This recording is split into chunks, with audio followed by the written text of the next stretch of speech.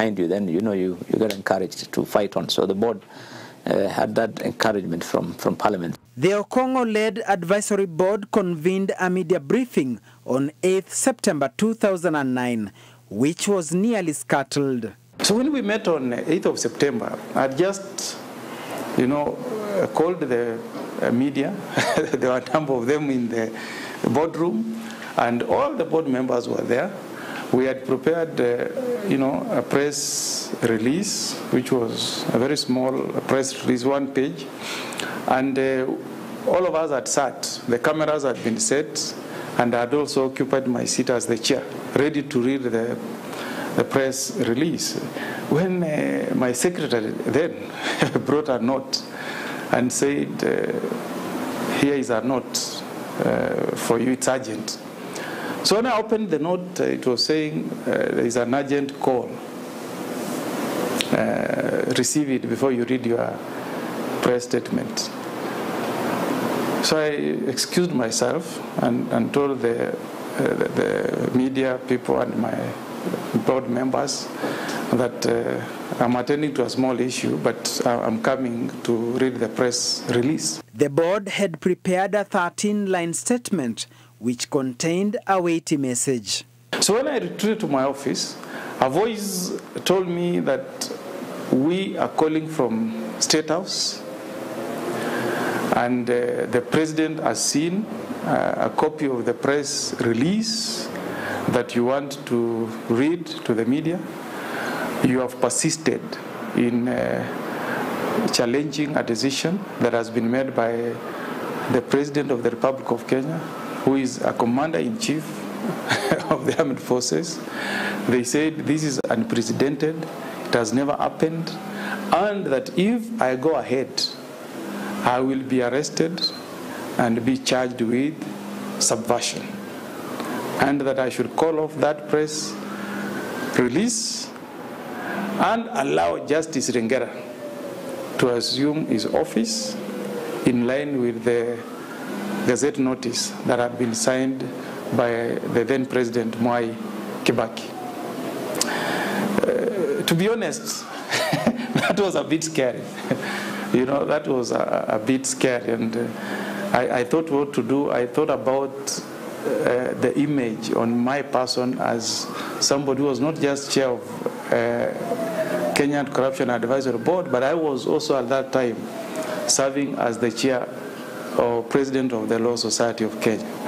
I also looked at the impunity, that would take root if I was to give in to a decision that the president had taken, but which was contrary to the clear provisions of the law. So I quickly thought that if I shared the message that had been passed to me by the caller who are alleged to be calling from State House to my other members of the advisory board, they will chicken out and I will be left alone. So I called my wife and shared what had happened, and I said, if something happens, I'm not a thief. I'm merely defending the Constitution of the Republic. I'm advancing the rule of law, and I'm acting in the best interest of the people of Kenya. So I went back to the board meeting, fairly shaken, but read the statement nevertheless, and said that the contract of Ringera was expiring that afternoon, and that the advisory board would not give him a new letter of appointment, and that we would not set his terms of service, and that we will advise finance not to process any payments in form of salary. Nearly all forces had ganged up to block Justice Aaron Ringera from being reappointed for a second term, a besieged man who was equally determined to fight on and not disappoint his appointing authority. The director lived between the hammer of his friends and the anvil of his opponents. What it meant was that there were many people championing against anti-corruption. Those are the people I regarded as my friends. On the other hand, and those people expected quick, expeditious results. On the other hand, there were the forces against corruption, strong forces in all the arms of government. And I was between them. I was like a tongue between teeth. This way, you are beaten. Down that way, you are beaten. But the job had to be done. And the question I asked myself was, if not me, who? However, Ringera believes that the resistance to his reappointment for another 5-year term was as a consequence of duties at the Integrity Center. In the course of my work as Director of CAS, we submitted quarterly reports to Parliament. We submitted many files to the Office of the Director of Public Prosecutions, recommending prosecution of cabinet ministers, prosecution of permanent secretaries, prosecution of high state officials in all manner of departments. And I still believe nobody would have done a better job than I did at the Anti-Corruption Commission. I left with my head held very high.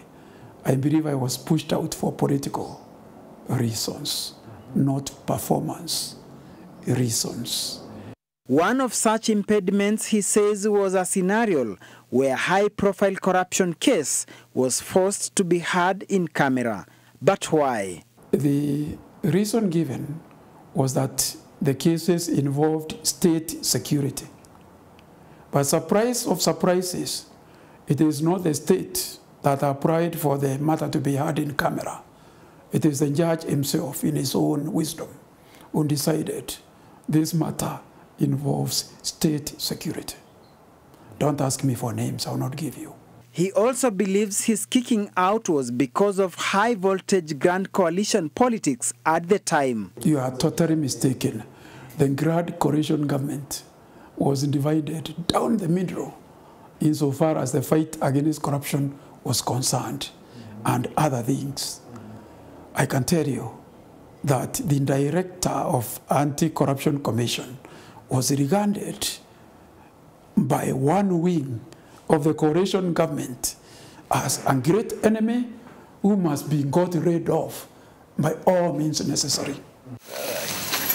When Mwai Kibaki swept into power as president, he rolled out an extensive purge in the judiciary, which had been accused of going to bed with the former KANU regime.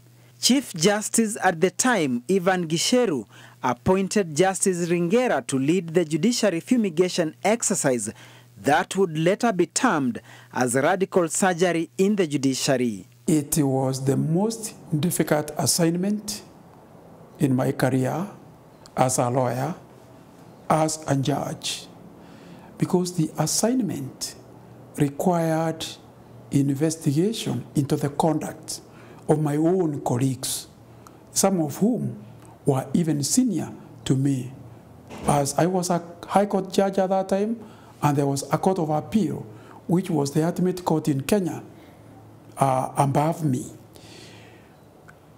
Nobody called it a radical surgery at the commencement. It was an inquiry into cases of corruption within the judiciary. The name radical surgery was a baptism name later when the results, when the outcome of those investigations were made. I've been asked many times whether I regret that assignment or the outcome.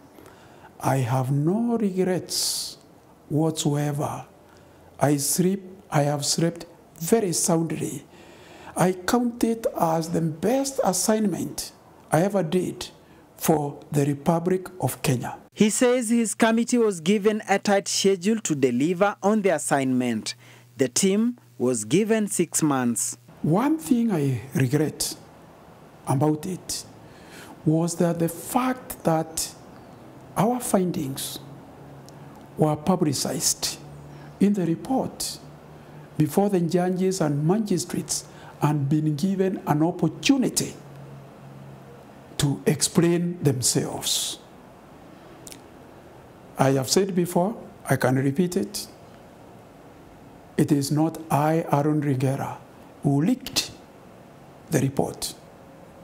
And only 2 people and copies of the report, Aaron Ringera and the Chief Justice. When I asked the Chief Justice whether the leaking came from his office, he also denied. The Chief Justice has since passed on, so we may never know the truth. It was termed as the radical surgery. So how many patients did the surgeon put on the table, on the operating table? 23 judges out of 54 were implicated. 284 magistrates out of, I forget the number of magistrates now, were implicated. So half the High Court, half the Court of Appeal were implicated. That's why people called it a radical surgery. In fact, the Chief Justice felt overwhelmed with the findings. He thought the judiciary would crumble. Thank God it did not crumble. Both the committee chair and the Chief Justice vehemently denied leaking the report. Did he suspect any member of his team? I do not suspect any member of my team to have leaked the report. We had the Honorable Mr. Justice Onyango Otieno as a member. We had the Honorable Wanjiru Karanja, who is currently a judge of appeal in the team. I do not suspect any of them to have leaked. We had a secretary who is now a judge of the High Court.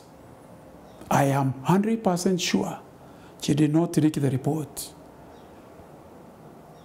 I have no evidence who leaked it. If you go the route of speculation, if Ringera didn't, if the CJ didn't, then government press where it was printed leaked. But I cannot say they did without evidence. A few months ago, the executive launched a scathing attack against the judiciary, explicitly branding it as corrupt. But we will deal decisively and firmly with corruption in judiciary. Nobody should use the independence of the judiciary to manipulate and to hide corrupt officials. We have many people in the judiciary of great integrity. And that is why we must deal with those who want to destroy the credibility of our judicial system by their corrupt acts and corrupt decisions and the collaboration that they have with people with vested interest. We must deal with them. We all have a responsibility of solving our problems in this country.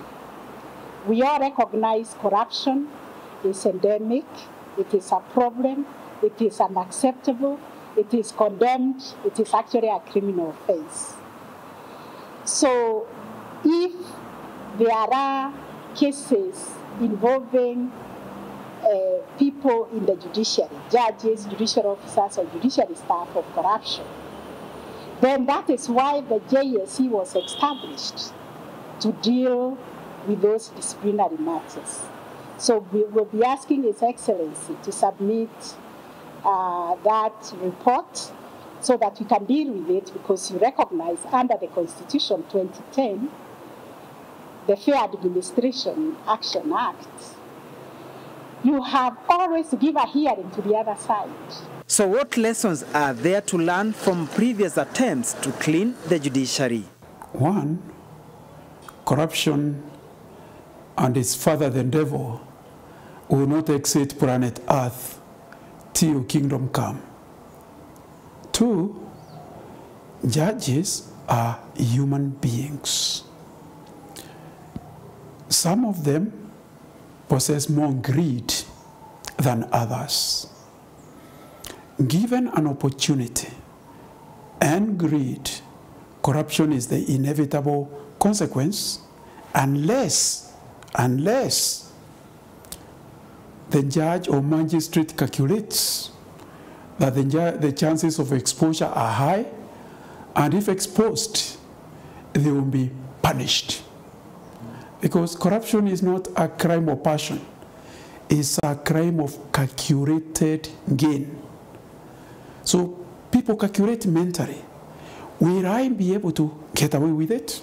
In November 2021, former Nairobi Governor Mike Sonko released videos that implicated Justice Said Chitembwe over his involvement in graft, and the judge was eventually kicked out of the judiciary after a tribunal recommended his sacking. I was appalled because it showed collusion even between judicial officials themselves, and then collusion with outsiders. It shows that some judges have no respect for the oaths they took.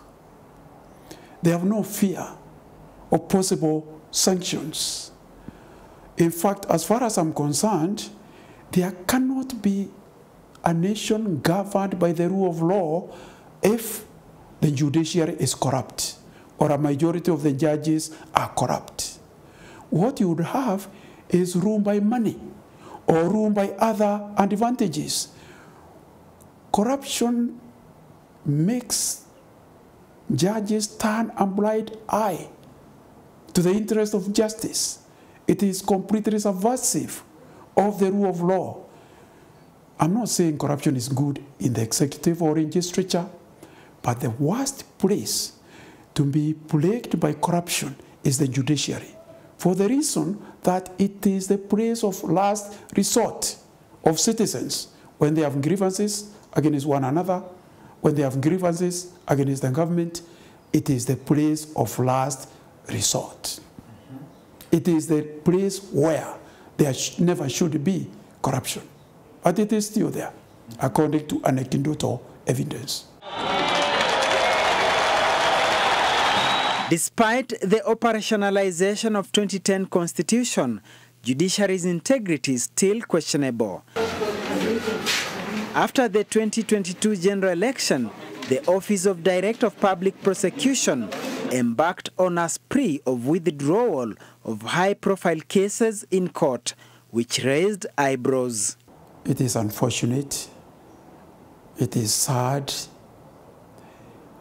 It is unexpected of an office, an independent office, to play the kind of music we are getting from the Office of the Director of Public Prosecutions recently.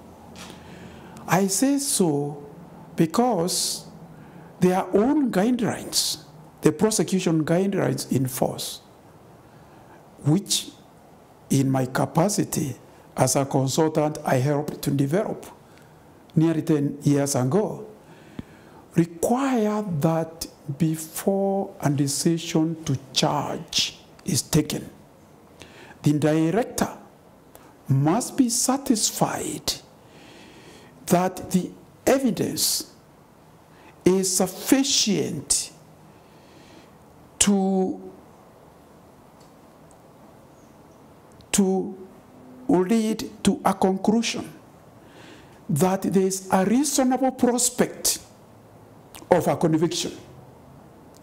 So by the time you charge, you must be satisfied with the quality and quantum of the evidence that there is a prospect of conviction, not certainty, prospect, reasonable prospect of conviction.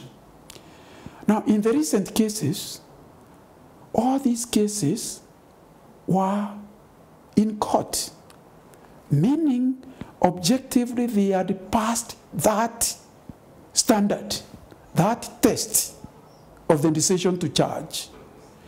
that they can be withdrawn brings into question either the decision to charge initially or the decision to ask for their termination subsequently. Either way, it smells very bad for the office. It leads to the conclusion on the part of the mind of some of us that something is rotten in the Department of Public Prosecutions.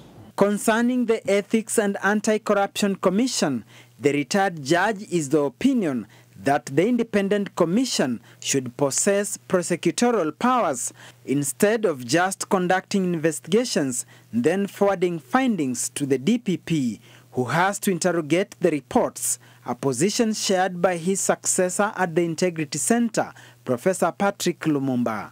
I consistently championed for the Anti-Corruption Authority to be granted prosecutorial power. That was informed by my experience, not only in Kenya, but in other parts of the world. When I was the director of Kenya Anti-Corruption Authority, the authority had prosecutorial power in addition to investigative power. You may or may not recall that it was during my tenure that the first cabinet minister in independent Kenya, in the name of Kipngeno Arap Ngeni, was prosecuted by the authority. We did not have to seek authority or consent from anybody. Then I interacted with the leaders of other anti-corruption authorities. And my conclusion from those interactions was that the authorities which were vested with both investigative and prosecutorial power were more effective than the authorities that just had investigative power. So I'm still of the position that for a more effective fight against corruption, the Ethics and Anti-Corruption Commission should be given prosecutorial power. In fact, the Constitution, the Kenya Constitution 2010, vests Parliament with the authority to grant authorities other than the Director of Public Prosecutions with prosecutorial power. So we are not even calling for an amendment to the Constitution. This can be done by registration. It will really empower the authority, and it will stop the toing and froing we see. It will stop the blame game that is played by the two offices, and it will inject expertise in the handling of those cases from investigation to prosecution. I sympathize with my friends right now at the EACC, and I know how they work. You conduct your investigations thoroughly. You send them, because the work of the EACC is to merely to investigate and send them to the Office of the Director of Public Prosecution. And after that, they go to court. And then you hear the cases have been withdrawn for lack of evidence. And you spend time and resources. What can you do if you are at the EACC? You've investigated. You send them to the DPP. You send them to the judiciary, and then the prosecutors, some of them don't even call witness. They prosecute with a view to achieving acquittal. What do? Then the country says you are not doing anything. What can you do?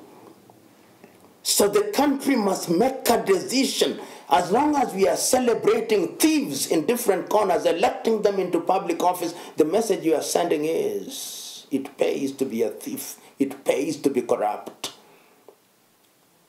And I was talking about how leadership from the top is critical. John Joseph Pombe Magufuli came to Tanzania and was clear. In Mauritius, Sansiwur Sagur Ramgulam was clear. In Botswana, Masisi is clear. in Rwanda, Paul Kagame, is clear. Hakuna tafuna maneno, hakuna kugugumiza. Mwelekeo na mkondo ni mmoja. When there is clarity, Waswahili wanasema samaki huoza kutoka kichwani. Kenyans must make a decision. The fight against corruption and politics in Kenya are very related. The people who have opportunity to govern also have many opportunities for corruption. I remember President Moi taking it with me and telling me that I was being used as an instrument of the opposition, that the people I was investigating were his ministers and his officials. I wasn't investigating opposition people. And my answer was, Your Excellency, the opposition does not have the opportunities for corruption. The people with opportunities are people in government. That is why majority of the investigations target people in those offices. That is not to say the people in opposition, given the opportunity, will not want to partake of the fruits of corruption. You are an experienced journalist. You have seen people out of government, and you have seen people, the same people, in government, and their actions are known. They will criticize corruption very roundly when they are out of power. When they are in power, they are muted about it, or utter platitudes about it. So, all of us, all directors of Anti-Corruption Commission, all people who fight corruption must be prepared for the politics of it. And there is a lot of politics in it. Aaron Ringera's 46 years in public service came to a dramatic end where he exited acrimoniously after falling out with the advisory board. Did he exit a bitter man? No, I was not angry. I was not bitter. Because I am one person who never sought the position of head of Anti-Corruption Commission.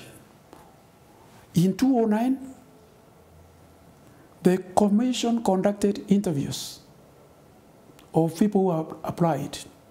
I did not apply. They were not satisfied. I was head-hunted for the position.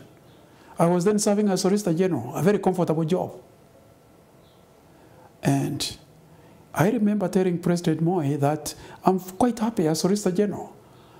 And he told me that I know you are a very good officer, but this job is now a matter of national necessity, and it requires your person. And I took it in the national interest. Come 2004, the Kenya Anti-Corruption Commission is in the public record. Again, I did not apply for the position. I was head-hunted for it. So when I resigned from a position that I had been head-hunted, I did not cry, I did not feel bitter. I said, this is God's timing. A heavy responsibility has been taken from my shoulders. I should now go and live the life I want to live, of peace without interaction in this fight. He is now a chartered arbitrator practicing commercial arbitration. Duncan Haemba, NTV.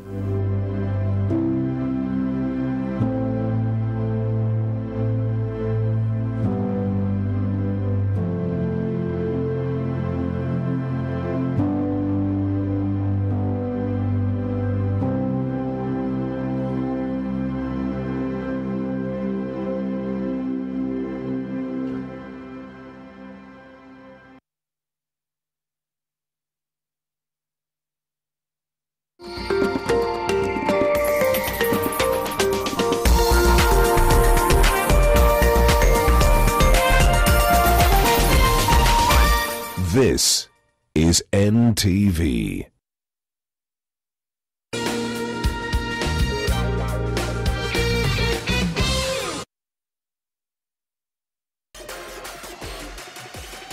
Every club faces a defining week that can either make or break their season.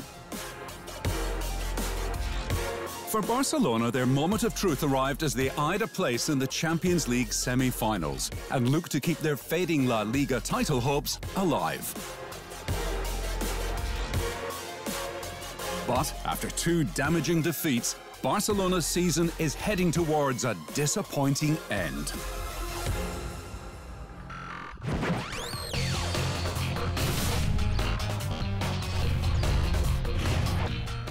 I tried looking out for you, bro. Hey, you see now? How's the heartburn? Look now, it's burning. Do not hold back in any situation. Eno gets to work on the 6 symptoms of heartburn fast. What? You do know you said all of that out loud, right? If symptoms persist, seek medical advice.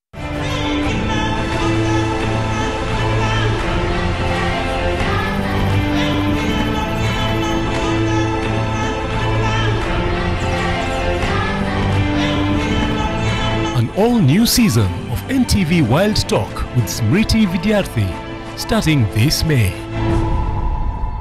In a world where dreams are the currency of the brave, she dared to take the path less traveled. She's not just a name in the crowd, but a force to reckon with. She has conquered every obstacle to realize the goal. It's not just about her success.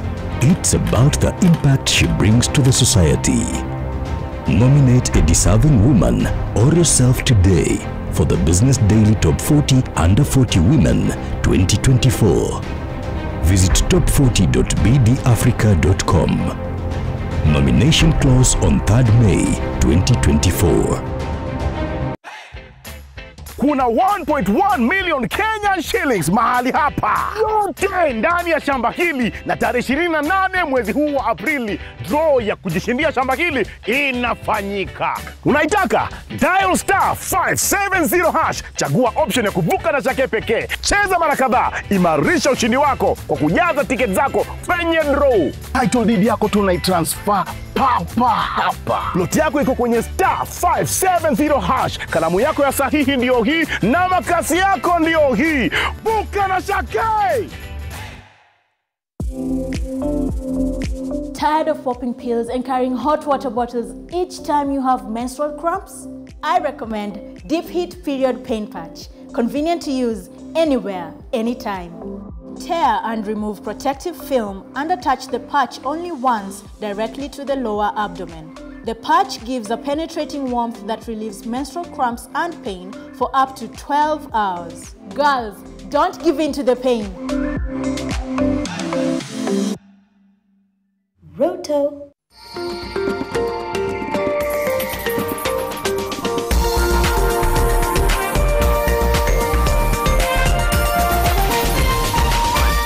This is NTV.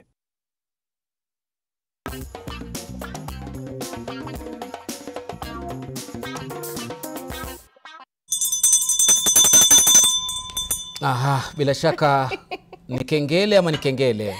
Hii ni kengele jamani. Aha, kumekucha kulichele, kumekuchwa jamani. Sate na shara Afrika Mashariki. Jamani, wanandoa siku hizi kuanikana, kudhalilishana, kupigana, kupurukushana mitandao ni jambo la kawaida. Sasa hivi wengi wanaona kwamba hali hizo kufanyika ni sawa na kujitafutia kiki na kutafuta maisha hata zaidi. Si kama kitambo ambapo ilikuwa ukiona mtu anapiga mwenzake kwa kweli amemchukiza, anampiga apate adhabu. Pacha wangu, naonaje mambo haya? Jamani, wanasema kwamba ndoa za siku hizi si tamu kama hakuna kiki.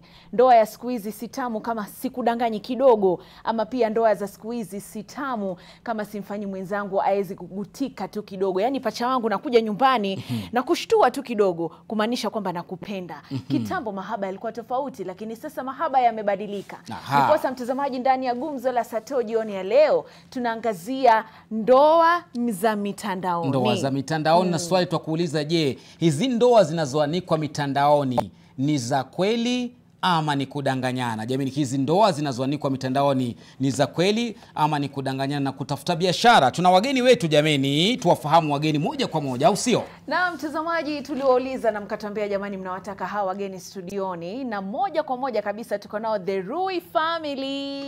Kengele yao jamani. Huyu ni bwana Hezron pamoja na Maureen Sitonik. Hezron Kipkemoi. Wapo ndani ya studio. Hawa sasa huwa wako na mbwembwe nyingi katika mitandao ya kijamii. Mambo ni kuprankiana, mambo kudanganyana, mambo kudanganya wengine. Wanasema jamani ndio mahaba yao yanazidi kuwa moto. Lakini mtazamaji, si hao peke yao, bali pia tuko naye commentator 254. Huyu ni mwana blogger ama vlogger. Mwana mitandao unamwona sana katika mtandao wa YouTube, pamoja na mwenzake Maureen Njigi kama sijakosea. Wapi kengele yao? Lakini ni vizuri kutaja umri wao. Mmoja na umri wa miaka mingapi? Haya, tuanze na Hezron. Hezron ako na miaka 26. Alafu huyu mwenzake Maureen ako na miaka 23. Alafu tukienda kwa commentator ako na miaka 25, naye Maureen wa pili ambaye ni Maureen Njigi ako na miaka 20. Yani ni mahaba ya watu wachanga. Washapatana, huyu ni mtu na mpoa wake na permanent. Pachangu mpaka sasa hivi yuatafuta. Nitapata tu mwaka ni huu, manake tayari naona hapa kuna wanandoa na best couple wako hapa studioni, kwa hivyo ndoa tutaifunga. Ni vile tu Bikazo hayupo.